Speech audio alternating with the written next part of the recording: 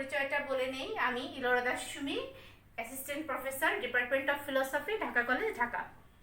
শিক্ষার্থীরা দেখো, আমাদের নতুন কোর্স 5,15,000 ঢাকা ইউনিভার্সিটি 7 কলেজের জন্য যে নতুন মাস্টার্সের সিলেবাস প্রণয়ন করেছে সেটারই ধারাবাহিকতায় তোমরা হয়তো জানো সিলেবাসটা তোমাদের ইসেতে দেওয়া হয়েছে, তোমাদের ফেসবুক পেজে, ডিপার্টমেন্টের ফেসবুক পেজে দেওয়া হয়েছে।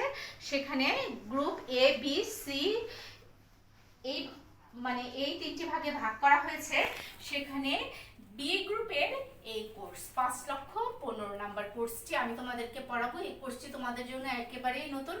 বি গ্রুপের দুটো কোর্সই নতুন, আরেকটা কোর্স আছে তোমাদের প্র্যাকটিক্যাল ইথিক্স, ওটা আসছে।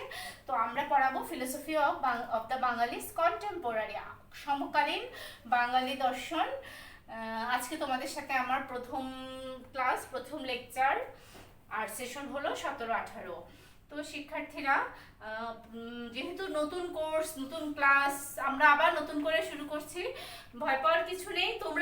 আমি তোমাদেরকে সিলেবাসটা সম্পর্কে একটু ধারণা দিতে চাই। তোমাদেরকে ধারণা দিলেই তোমরা বুঝতে পারবে যে আসলে ভয়ের কিছু নেই। আমাদের সব কিছু হলো আমাদের পড়া, আমরা আগেই হয়তো এগুলো সব পড়ে এসেছি। তোমরা একটু আমার কোর্সটা, একটু আমার কি আমরা পড়বো সেটা একটু দেখে নাও। আর কোর্সের কপি তোমরা হয়তো পেয়ে গিয়েছো তোমাদের ফেসবুক পেজে। আমি তোমাদেরকে একবার তাও বলছি, আমাদের modern and contemporary philosophical trends in Bengali philosophical thoughts. তারপরে আমরা পড়বো বেঙ্গল রেনেসা। তোমরা জানো বেঙ্গল রেনেসা কি। তারপরে আমরা রাজা রামমোহন রায়, অক্ষয় কুমার দত্ত, ডিরোজিও, ইয়ং বেঙ্গল, দেবেন্দ্রনাথ ঠাকুর, কেশবচন্দ্র সেন, ঈশ্বরচন্দ্র বিদ্যাসাগর, বঙ্কিমচন্দ্র চট্টোপাধ্যায়, স্বামী বিবেকানন্দ, শ্রী অরবিন্দ, বেগম রোকেয়া সাখাওয়াত হোসেন, রবীন্দ্রনাথ ঠাকুর, রাবেন্দ্র সুন্দর ত্রিবেদী এবং মানবেন্দ্রনাথ রায়। এইটা আমরা পড়বো। অনেক দার্শনিকদের, বাঙালি দার্শনিক তোমরা পড়ে এসেছো, তো তোমরা বুঝতেই পারছো আমাদের ভয়ের কিছু নেই, আমরা খুব দ্রুত আমাদের কোর্স কমপ্লিট করে ফেলতে পারবো। তারপরে দেখো, recent Trends in Bangla philosophy, বুদ্ধির মুক্তি আন্দোলন, কাজী আব্দুল ওদুদ, সৈয়দ আব্দুল হোসেন, কাজী মোতাহার হোসেন, খান বাহাদুর, আহসানুল্লাহ, কাজী নজরুল ইসলাম, মোহাম্মদ শহীদুল্লাহ, মোহাম্মদ বরকতুল্লাহ, আবুল হোসেন, গোবিন্দচন্দ্র দেব, আরজালি মাতব্বর, দেওয়ান মোহাম্মদ আজরফ এবং মহানামৃত ব্রহ্মচারী। শিক্ষার্থীরা, আমরা কিন্তু মাস্টার্সে এই কোর্সটি পড়েছিলাম। তো যেহেতু তোমরা ঢাকা বিশ্ববিদ্যালয়ের অধীনে তোমরা ক্লাস করছো বা তোমরা সার্টিফিকেট ঢাকা ইউনিভার্সিটি, তো ঢাকা ইউনিভার্সিটি তাদের নিজেদের ছাত্রদেরকে ইউনিভার্সিটির আদলেই তোমাদের কিন্তু কোর্সগুলো সেভাবে করছে। আমরাও কিন্তু এই কোর্সগুলো পড়ে এসেছি, আমার কাছেও কিন্তু এগুলো নতুন না, আমি নিজেও এই কোর্সগুলো পড়ে এসেছি। বুদ্ধির মুক্তি আন্দোলন, ইভেন বিসিএস এর কোশ্চেনও আমাকে বুদ্ধির মুক্তি আন্দোলন থেকে কোশ্চেন করা হয়েছিল, আমাদের জন্য খুব ইম্পর্টেন্ট। এবং এই যে বাঙালি দার্শনিকদের মধ্যে ওপার বাংলা এবং এপার বাংলা, দুই বাংলারই দার্শনিকদের কথা আমরা জানবো, পড়বো। মানে পূর্ব বাংলা, পশ্চিম বাংলা, দুই বাংলার দার্শনিকদের কথাই আমরা বলবো। তো শিক্ষার্থীরা, আমরা যখন প্রথম একটা ক্লাস শুরু করি, আমি তোমাদেরকে তো একদম প্রথমেই সবকিছু কোর্স সম্পর্কে ধারণা দেই। তোমরা বই সম্পর্কেও আমি তোমাদেরকে একটু ধারণা দিচ্ছি, তোমরা একটু রাইট ডাউন করে নাও। বইগুলো আমাদের ইম্পর্টেন্ট, যেহেতু হয়তো তোমাদের কাছে অনেক বই আছে, তারপরেও যেহেতু আমাদের নতুন কোর্স, আমি বইগুলো সম্পর্কে একটু তোমাদেরকে ধারণা দিয়ে দিই। আচ্ছা, এটা হলো আমাদের টপিক, আমরা টপিকে পরে আসি। আমি তোমাদেরকে আগে বইগুলো দিয়ে দিই। তোমরা ডক্টর আমিনুল ইসলাম স্যারের বাঙালি দর্শন বইটা পড়বে, তারপরে এম মতিউর রহমানের বাঙালি দর্শন বইটা পড়বে, কাজী আব্দুল ওদুদ, এই বইগুলো আমাদের রেফারেন্স বই। রবীন্দ্রনাথ ঠাকুরের মানুষের ধর্ম দেয়া আছে, ডক্টর প্রদীপচন্দ্র রায়ের গোবিন্দচন্দ্র দেবের বই আছে, নিহারঞ্জনের বই আছে, বিভিন্ন রকমের বইগুলোতে বিভিন্ন দার্শনিক সম্পর্কে বলা আছে। আর আমি তোমাদেরকে মোটামুটি আপাতত যেহেতু আমি তোমাদেরকে প্রফেসর ডক্টর রামদুলাল রায় স্যারের বইটাও আমি তোমাদেরকে পড়াবো। আপাতত আমরা এই বইগুলো দিয়ে ক্লাস শুরু করব, তোমরা এই বইগুলো কালেক্ট করে ফেলবে এই কোর্সটার জন্য। আর আশা করি যেহেতু তোমরা হয়তো 3rd ইয়ারে পড়ে এসেছো বা 4th ইয়ারে পড়েছো, তোমাদের অনেকের কাছে এই বইগুলো আছে, তোমাদের সমস্যা হবে না। তোমরা কালেক্ট করতে পারবে, আর খুব ইজি। আমরা বিভিন্ন বাঙালি দার্শনিকদের সম্পর্কে জানবো, আমাদের বাঙালির ইতিহাস সম্পর্কে জানবো। আর আমাদের আজকের পড়ার টপিকটা দেখো, তোমাদের রুটিনে বোধ হয় এসেছে ইয়ং বেঙ্গল, কিন্তু না, আমরা শুরু করব আধুনিক ও সমকালীন বাঙালি দার্শনিক ধারা এবং দার্শনিক চিন্তা এবং রেনেসাঁ বা নবজাগরণ, অর্থাৎ এটা দিয়ে শুরু করব আমরা। ইয়ং বেঙ্গল সেটা আমরা পরবর্তী ক্লাসে পড়বো। তোমাদের রুটিনে হয়তো দেয়া আছে ইয়ং বেঙ্গল, কিন্তু আমরা প্রথম থেকে শুরু করব যে কি করে আধুনিক যুগে আমরা প্রবেশ করলাম, প্রাচীন মধ্যযুগ পেরিয়ে আধুনিক যুগ পার হয়ে আমাদের আজকের পড়ার বিষয় হলো কন্টেম্পোরারি, সমকালীন দার্শনিক বৃন্দ, দার্শনিক ধারা, দার্শনিক চিন্তা। আমরা কিভাবে প্রাচীন থেকে আধুনিক এসেছি, কিভাবে, আর সবচেয়ে বড় কথা কি যে বাঙালির যে হাজার বছরের ইতিহাস, প্রত্যেকটা জিনিস এই যে প্রাচীন থেকে মধ্যযুগে আসছে, মধ্যযুগে আধুনিকে আসছে, আমি তোমাদেরকে পার্ট বাই পার্ট দেখাবো। কিন্তু প্রত্যেকটা ধারা, প্রত্যেকটা যুগ কিন্তু আরেকটা যুগের প্রতিনিধিত্ব করেছে। আমরা দেখো, আমাদের দেশের অনেক মানুষ বিদেশে চলে গেছে, তারা বিদেশি কালচারে বড় হচ্ছে, কিন্তু বাঙালি তাদের বাঙালিত্বটা কিন্তু সুপ্ত অবস্থায় রয়ে গেছে। আমরা কিন্তু যদিও যুগের পরিবর্তন হয়েছে, ধারার পরিবর্তন হয়েছে, মননশীলতা চিন্তাধারার পরিবর্তন হয়েছে, কিন্তু আমরা কিন্তু আমাদের পূর্ববর্তী বিষয়গুলোকে কখনো বাদ দেইনি, পূর্ববর্তী বিষয়গুলোকেও আমরা ধরে রেখেছি। তোমরা এখন তাহলে আমাদের টপিকগুলো তোমরা লিখেছো, আধুনিক ও সমকালীন বাঙালি দার্শনিক ধারা এবং দার্শনিক চিন্তা, তারপর রেনেসাঁ বা নবজাগরণ। এটা হলো আমাদের আজকের টপিক।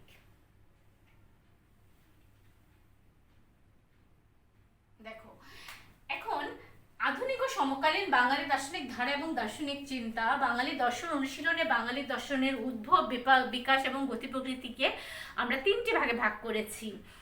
ঠিক সেরকম দর্শনের ইতিহাসের মতো তোমরা প্রথম বর্ষও পড়েছিলে। দেখো, প্রাচীন যুগকে ভাগ করা হয়েছে খ্রিস্টপূর্ব 1400 শতক এনশিয়েন্ট পিরিয়ড, মধ্যযুগ 1401 শতক থেকে 1499 মেডিভেল পিরিয়ড, আর আধুনিকটা হলো 1800 থেকে 1925 মডার্ন পিরিয়ড, এবং সাম্প্রতিক যুগটা 1926 থেকে চলমান। এটা হলো আমাদের কন্টেম্পোরারি পিরিয়ড। এই কন্টেম্পোরারি পিরিয়ডটাই আমাদের মূল আলোচনার বিষয়বস্তু।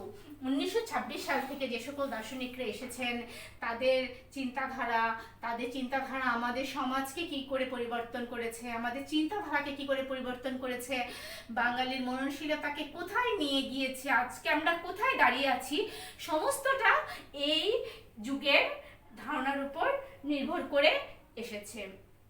তারপরে দেখো, বাঙালির দর্শন অনুশীলনে এই যুগ বিভাজনকে কেউ কেউ বিষয়বস্তুর ভিত্তিতেও সম্পন্ন করতে চান। সেই হিসাবেও বাঙালি দর্শনকে 4 ভাগে ভাগ করা যায়। তোমরা এই জিনিসগুলো একটু দেখো। প্রাচীন যুগ সেটা হলো খ্রিস্টপূর্ব লোকায়ত দর্শনের কাল থেকে চণ্ডীদাসের পদাবলীর কাল পর্যন্ত, সেটা হলো এনশিয়েন্ট পিরিয়ড। তারপর হলো মধ্যযুগ প্রেম ভক্তিবাদ তথা মরমী দর্শন বিকাশের কাল পর্যন্ত। তারপরে আধুনিক যুগ বাংলা ছাপাখানা শুরুর কাল থেকে 19 শতকের নবজাগরণ ও সংস্কার আন্দোলন, এবং সাম্প্রতিক যুগ যেটাকে বলা হয় বুদ্ধির মুক্তির কাল থেকে চলমান।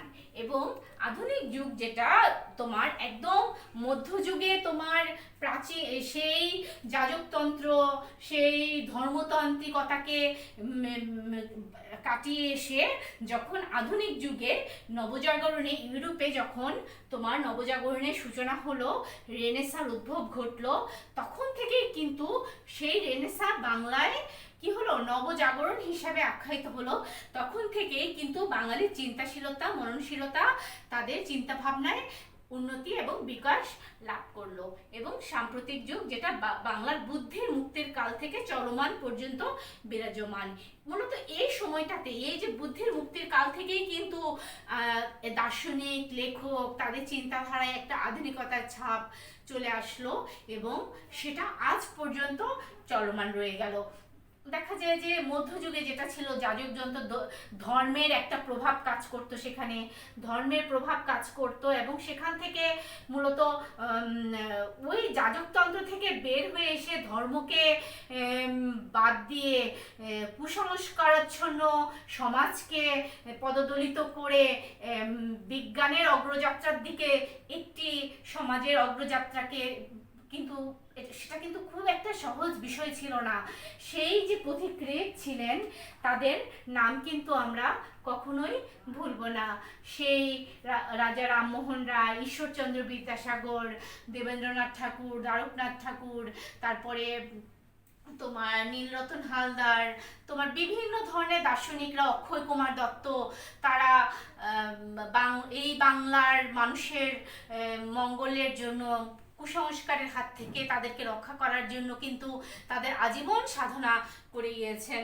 সেই সম্পর্কে একটি গল্প, ডক্টর মতিউর রহমান স্যার, তোমরা জানো, ওনার নাম বই পড়েছ, আমাদেরকে তিনি যখন বাঙালি দর্শন পড়াতেন তখন আমাদেরকে বলতেন, হিন্দু মেয়েরা তোমরা পূজা করো, তোমরা কৃষ্ণের পূজা করো, তোমরা বিভিন্ন পূজা করো, তোমাদের পূজা করা উচিত অক্ষয় কুমার দত্ত, রাজা রামমোহন রায়, ঈশ্বরচন্দ্র বিদ্যাসাগরের পূজা করবা তোমরা। আজকে ঈশ্বরচন্দ্র বিদ্যাসাগর, রাজা রামমোহন রায় হিন্দু মেয়েদেরকে যে অবস্থা থেকে আজকের এই অবস্থানে নিয়ে এসেছে, সেই জন্য তোমাদের উচিত তাদের পূজা করা। ওনার কথাটা সেই বহু বছর আগে ওনার ক্লাস করেছি, 20 বছর আগে, আমি এখনো স্যারের কথাটা ভুলিনি, আসলেই কিন্তু সেটা সঠিক। তো শিক্ষার্থীরা, আমাদের আচ্ছা, এরপরে আমাদের রেনেসার আগে আমি তোমাদেরকে একটু সাম্প্রতিক যুগ থেকে একটু আমি বলবো, তোমরা একটু দেখো, আমার স্লাইডের দিকে একটু দেখো যে তোমরা এই জিনিসটা কিভাবে আসছে। আধুনিক যুগের বাঙালি দর্শন বলতে মূলত 19 শতকের প্রথম প্রাতপাদে বঙ্গীয় নবজাগরণকে কেন্দ্র করে ধর্ম সংস্কারমূলক যে দর্শন চিন্তা এদেশে বিকশিত হয়েছে, মূলত তাকেই নির্দেশ করে। মানব সভ্যতার বিকাশের গোটা ইতিহাসে গোটা 19 শতকই সমাজ দর্শন ও রাষ্ট্রচিন্তার কুসংস্কার পরিহার করে বৈজ্ঞানিক ও যৌক্তিক চিন্তার সূচনা ঘটে। এই শতকে ইউরোপে যে উদারনৈতিক চিন্তাধারা, জাতীয়তাবাদ ও গণতন্ত্রের বিকাশ ঘটেছিল, বাংলায়ও তার প্রভাব পড়েছিল। ইউরোপে ধর্মীয় অনুশাসন থেকে মোহমুক্তি ঘটে ইহজাগতিক জীবনবোধে সমকালীন লেখক, বিজ্ঞানী ও দার্শনিকদের লেখায় বিদ্রোহের সূচনা হয় যাজকতন্ত্রের বিরুদ্ধে। ফলে যুক্তিবাদ, মানবতাবাদ ও উদারতন্ত্রের জয়যাত্রা হয়েছিল। পাশ্চাত্য শিক্ষা ও সংস্কৃতির প্রভাবে বাংলার সামাজিক ও অর্থনৈতিক রাষ্ট্রীয় জীবনের দ্রুত পরিবর্তন সূচিত হয়। মধ্যযুগীয় ধ্যান ধারণা ও গতানুগতিক রীতিনীতির স্থলে কি হয়, যুক্তিবাদী, ব্যক্তি স্বাতন্ত্র্যবাদী ও বৈজ্ঞানিক দৃষ্টিভঙ্গির বিকাশ ঘটে। বাঙালির চিন্তা জগতে সংঘটিত হয় অভাবিত ভাব বিপ্লব। এই ভাব বিপ্লবকেই বলা হয়েছে রেনেসা বা তোমার নবজাগরণ। ইউরোপে যাকে রেনেসা বলা হয়েছে, বাঙালি দর্শনে তাকেই রেনেসা বলা হয়েছিল, নবজাগরণ বলা হয়েছিল। মানে কি, তোমার ধর্মীয় কুসংস্কারকে পরিহার করে উদারতন্ত্রের জয়যাত্রার যুগ তখনই শুরু হয়েছিল, মানুষকে উদ্ধারের যুগ। যে অন্ধ কুসংস্কারের কূপমণ্ডকতায় পড়েছিল সারা এই বাংলা উপনিবেশিক এই অঞ্চল, তোমার পূর্ব বাংলা বলো, পশ্চিম বাংলা, তখন তো আর বাংলা বিভক্ত ছিল না, অবিভক্ত বাংলা ছিল। পুরো উপমহাদেশে যে অরাজকতা চলছিল, সেখান থেকে কি করা হয়েছিল, আধুনিক যুগে এসে রেনেসার মাধ্যমে বাংলায় নবজাগরণের উদ্ভব ঘটেছিল।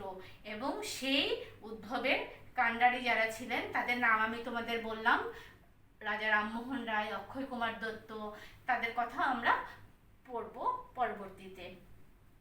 তো সুতরাং শিক্ষার্থীরা দেখো, তোমরা বুঝতে পেরেছো প্রাচীন থেকে আমরা কি করে মধ্যযুগে এসেছি, মরমীবাদের বিকাশ লাভের পরে কিভাবে আধুনিক যুগ এসেছে, তারপরে সাম্প্রতিক যুগে কিভাবে বাঙালির বুদ্ধির মুক্তির কালটা শুরু হয়েছে, সেটা এটুকু তো তোমরা বুঝতে পেরেছো। চলো এখন আমরা রেনেসায় চলে যাই। আমরা হলো হোয়াট ইজ দ্য রেনেসা, অর্থাৎ নবজাগরণ বলতে আমরা আসলে কি বুঝি। রেনেসান্স লিটারেলি মিনস রিবার্থ, পুনর্জাগরণ। এই যে রিবার্থ শব্দটার উপর বেশি গুরুত্ব দেওয়া হয়েছে। The Renaissance is a period of European history between the 14th and 17th centuries when there was a new interest in science and in ancient art and literature, especially in Italy. মূলত এই রেনেসার বিকাশ ঘটেছিল ইটালিতে। শিক্ষার্থীরা, Renaissance সম্পর্কে তোমার doctor Motiur Rahman sir বাঙালি দর্শনে বলেছেন, Renaissance কথাটির অর্থ হচ্ছে জীবনের নতুন জাগৃতি। পুরনো ধারার বা অতীতের পরিপ্রেক্ষিতে এর অর্থ হচ্ছে নবজাগরণ বা নবজন্ম। এই যে তোমাদেরকে এখানে বলেছি না, রেনেসা লিটারেলি মিনস রিবার্থ, অর্থাৎ পুনর্জন্ম। যখন কোনো দেশে বা সমাজে কোনো বিশেষ কাল বা সময়ে হঠাৎ কোনো শক্তিধর মনীষী কর্তৃক জীবন, সমাজ, সংস্কৃতি, শিল্প, সাহিত্য, বিজ্ঞান ও দর্শনের ক্ষেত্রে নতুন নতুন কিছুর উদ্বোধন লক্ষ্য করা যায়, তখন সে দেশের বা সে সমাজের, সে কালের মানুষের জাতীয় জীবনে সুসংগঠিত ভাব বিপ্লবকে আমরা নবজাগরণ বলে আখ্যায়িত করে থাকি। তাই বলা যায়, জীবন ও জগৎ জিজ্ঞাসা, অমিত কৌতূহল, সন্ধিৎসা, নির্মিৎসা, উপচিকিৎসা, শ্রেয় চেতনা, মর্তপ্রীতি, জীবনানুরাগ আর রূপতৃষ্ণা বা সৌন্দর্য চেতনা প্রভৃতির সামূহিক ও সামষ্টিক অভিব্যক্তি হচ্ছে তোমার নবজাগরণ বা রেনেসা। এই যে আমরা রিবার্থ বা নবজাগরণ সম্পর্কে বললাম, এর অর্থটাই হলো আমরা পুরনো ধ্যান ধারণাকে সম্পূর্ণভাবে বাদ দিব, সেকালের মন মানসিকতাকে বাদ দিয়ে নতুন করে আমরা সবকিছুকে গড়ব, নতুন করে আমরা আমাদের জীবন যাপন করার যে প্রণালী, সেটাই হলো রেনেসা, যেটাকে বলা হয় নবজাগরণ। বাংলায় নবজাগরণ বা রিবার্থ বলা হয়েছে। শিক্ষার্থীরা, এই যে রেনেসা বা নবজাগরণ, দেখো এখানে তোমাদেরকে একটা চিত্র দেওয়া আছে, তোমরা চিত্রটা একটু খেয়াল করো। সেটা তোমার গ্রিক না, এটা ইটালিয়ান কোনো চিত্রশিল্পীর আঁকা হয়তো ছবি হবে এটা। রেনেসা বা নবজাগরণের তাদের যে চিন্তাধারা, বিষয়টা দেখো। নবজাগরণ এই শব্দটির ইংরেজি প্রতিশব্দ হলো রেনেসান্স। আসলে রেনেসা একটি ফরাসি শব্দ। রেনেসান্স শব্দের অর্থ পুনর্জন্ম, যেটা তোমাদেরকে আমি বললাম। মধ্যযুগের কুসংস্কার ও ধর্মীয় গোড়ামির বিরোধিতা করে যুক্তিবাদ ও মানবতাবাদকে আশ্রয় করে গ্রিক ও লেটিন ধ্রুপদী সাহিত্য ও জ্ঞানের পুনর্জীবন ঘটিয়ে মানুষের চিন্তা ও মননে পরিবর্তন আনে রেনেসান্স। রেনেসান্স শব্দটি 1500 খ্রিস্টাব্দে প্রথম ব্যবহার করেন ইটালির চিত্রকর স্থপতি জর্জো ভাজারি। শিক্ষার্থীরা, এখানে আমরা বারবার যে জিনিসটা বলছি, যে প্রাচীন যুগে যে দার্শনিক ধারা ছিল, মধ্যযুগে এসে মরমী ভাবধারা, অর্থাৎ প্রেম ভক্তিবাদ, সুফিবাদ, ধর্মীয় বিষয়টাকে যখনই বাদ দিয়ে 1800 শতকে রেনেসার জন্ম হলো, তাদের মূল কাজটাই ছিল মধ্যযুগের কুসংস্কার ও ধর্মীয় গোড়ামির বিরোধিতা করা এবং কি করা, যুক্তিবাদ এবং মানবতাবাদকে আশ্রয় করে সাহিত্য এবং জ্ঞানের পুনরুজ্জীবন ঘটানো। তোমরা বিষয়টা নিশ্চয়ই বুঝতে পারছো। আর বিষয়টা খুব একটা কঠিন কিছু না, সহজ একটা বিষয়। আর যেহেতু তোমাদেরকে আমার প্রথম ক্লাস আজকে অনলাইনে নিতে হচ্ছে, আমি তো তোমাদেরকে মানে হয়তো বোঝাতে পারছি, আর তোমরা অনেক এখন সবচেয়ে most senior of the department, তোমরা খুব সহজেই আমার কথাগুলো বুঝতে পারবে। আর আমি খুব কঠিন কিছু বলছি না। আর তোমরা জানো আমি কঠিনভাবে পড়াই না, আমি খুব সহজভাবে পড়াই। দেখো, বঙ্গীয় রেনেসাঁ 19 শতকে বঙ্গদেশের সামাজিক, সাংস্কৃতিক, মনস্তাত্ত্বিক ক্ষেত্রে পরিবর্তন সূচিত হয়। কি কি ক্ষেত্রে পরিবর্তন এনেছিল? দেখো, বঙ্গীয় রেনেসাঁ সামাজিক, সাংস্কৃতিক, মনস্তাত্ত্বিক, বুদ্ধিবৃত্তিক ক্ষেত্রে মৌলিক। সামাজিক পট পরিবর্তন করেছিল, সাংস্কৃতিক ক্ষেত্রে পরিবর্তন এনেছিল, মনস্তাত্ত্বিক পরিবর্তন এনেছিল এবং বুদ্ধিবৃত্তিক পরিবর্তন এনেছিল।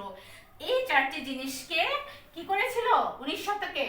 সামাজিক, সাংস্কৃতিক, মনস্তাত্ত্বিক, বুদ্ধিবৃত্তিক ক্ষেত্রে মৌলিক পরিবর্তন সূচিত হয়েছিল। এই পরিবর্তনটাই হলো বঙ্গীয় রেনেসাঁ হিসাবে স্বীকৃত।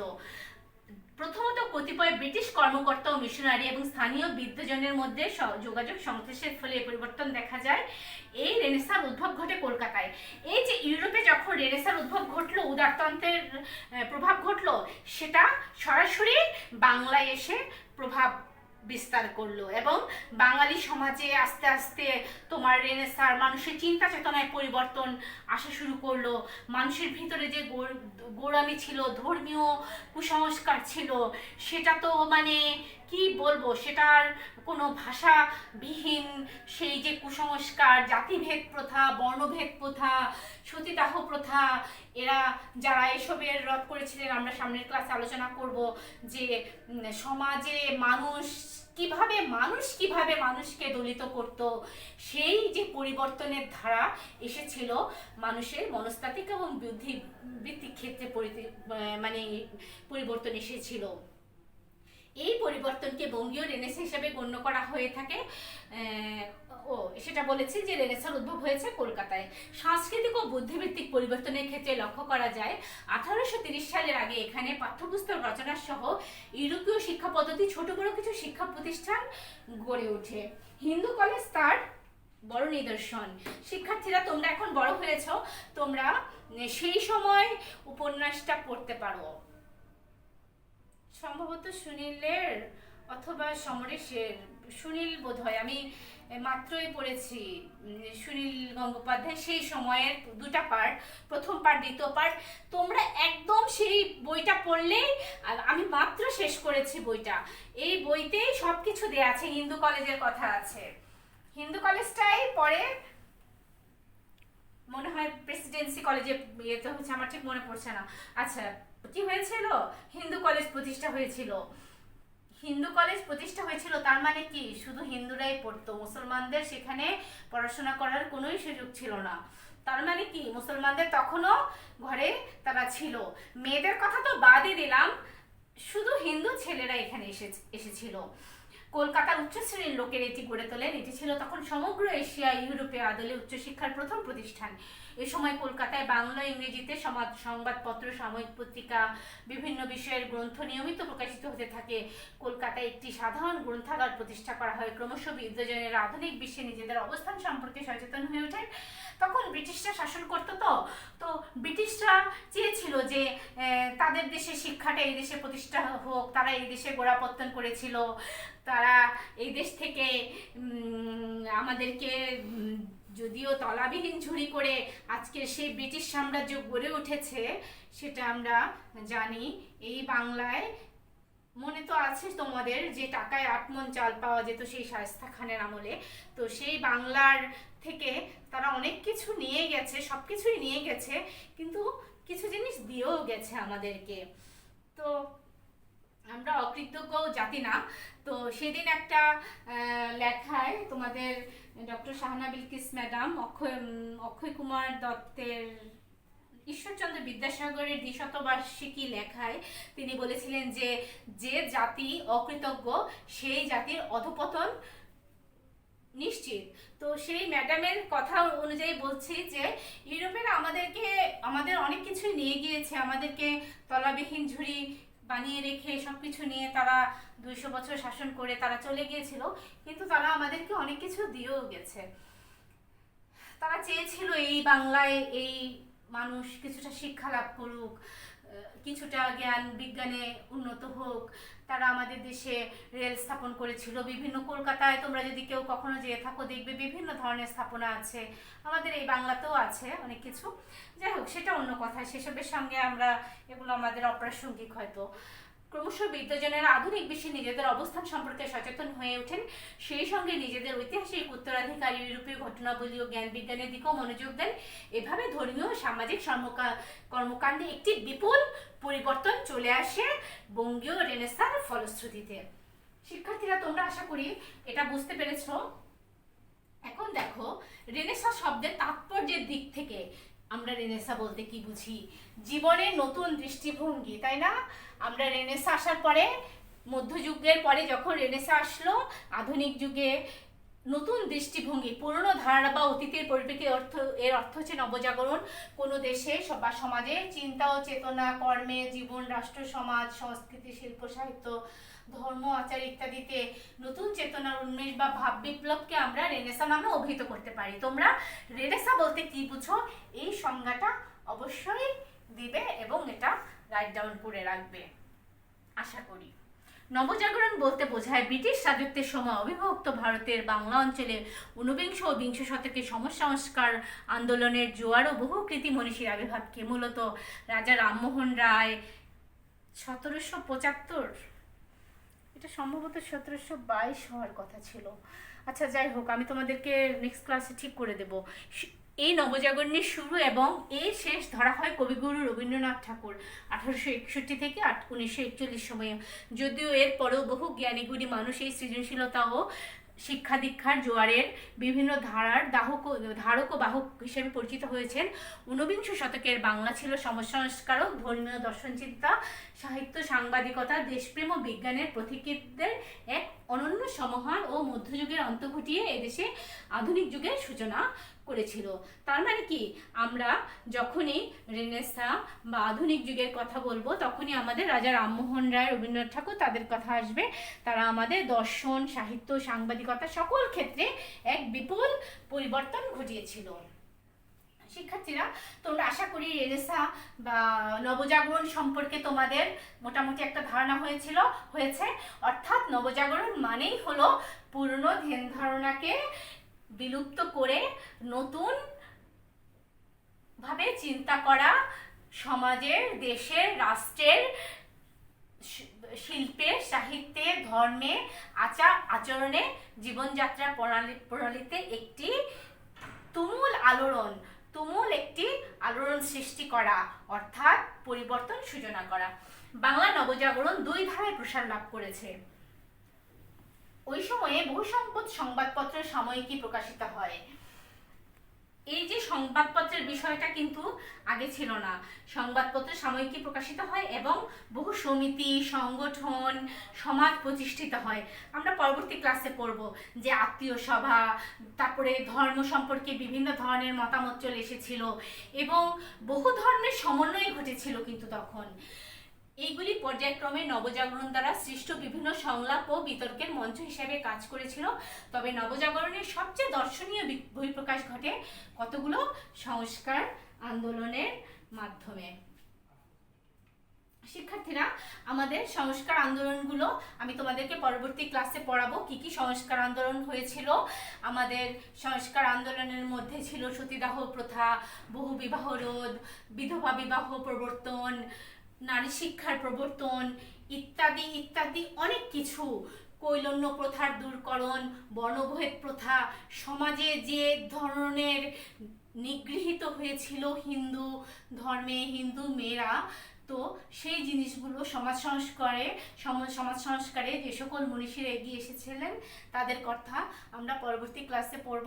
আশা করি তোমরা আমার আজকের প্রথম দিনের ক্লাস, এর জন্য আমি তোমাদেরকে এতটুকুই আজকে আমি পড়ালাম। তোমরা আশা করি আমার ক্লাসটা বুঝতে পেরেছো এবং তোমরা এভাবে শুরু করবে এবং তোমাদের সাথে আমার পরবর্তী ক্লাসে দেখা হবে।